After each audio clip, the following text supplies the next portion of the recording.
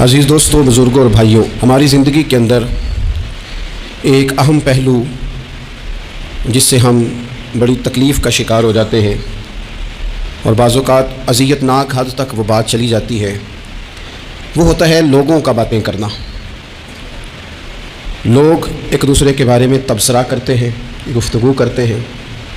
اگرچہ اسلام نے اسے بڑا ناپسند کیا اور غیبت کو زنا سے زیادہ بدتر قرار دیا، لیکن معاذ اللہ ثم معاذ اللہ لوگ پھر بھی اس اخلاقی کمزوری کا شکار ہو جاتے ہیں اور لوگوں کے بارے میں گفتگو کرتے ہیں۔ پھر لوگوں کی وہ باتیں جب ہم تک پہنچتی ہیں، جس کے بارے میں بات کی جا رہی ہوتی ہے، جب اس تک پہنچتی ہے تو وہ شخص بڑی اذیت کا شکار ہو جاتا ہے، وہ ذہنی تکلیف میں بھی آتا ہے، کرب میں بھی مبتلا ہوتا ہے، اور بعض اوقات خدا معاف فرمائے تو بعض لوگوں میں مایوسی بھی پھیل جاتی ہے۔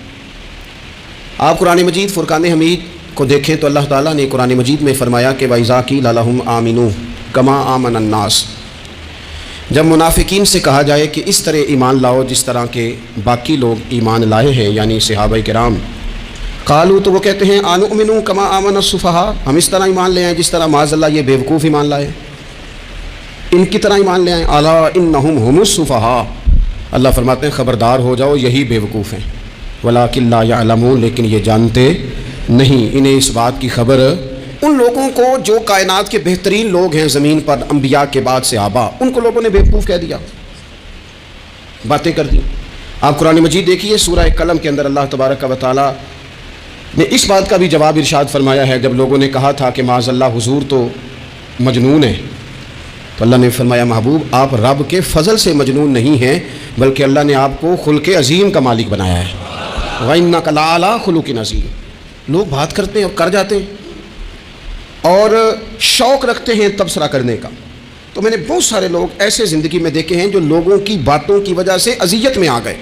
تکلیف کا شکار ہو گئے، اور میں اور آپ تو کسی کھاتے میں نہیں۔ حضرت ابوبکر صدیق رضی اللہ تعالیٰ عنہ جیسے لوگ، افضل البشر بعد الانبیاء بالتحقیق حضرت صدیق اکبر، آپ قرآن مجید 30ویں پارے کی تلاوت میں یہ بات دیکھیں گے کہ جب حضرت ابوبکر صدیق نے غریب غلاموں کو خرید کر آزاد کرنا شروع کیا،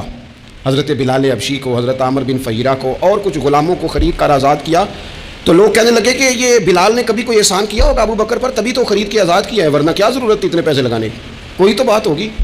اللہ تعالیٰ نے اس کا بھی قرآن مجید میں اعلان فرمایا ابو بکر نے جو کیا ہے رب کی رضا کے لیے کیا ہے۔ تو گفتگو کرنا، بات کرنا، لوگوں کا اتنا یہ خطرناک مزاج ہے، ایک جملہ کہہ کہ لوگ سائڈ پہ ہو جاتے ہیں، بندہ بیچارہ ساری رات تڑپتا رہتا ہے، ایک فکرے کا تبصرہ کر کے لوگ کونے میں چھپ جاتے ہیں، اور کسی آدمی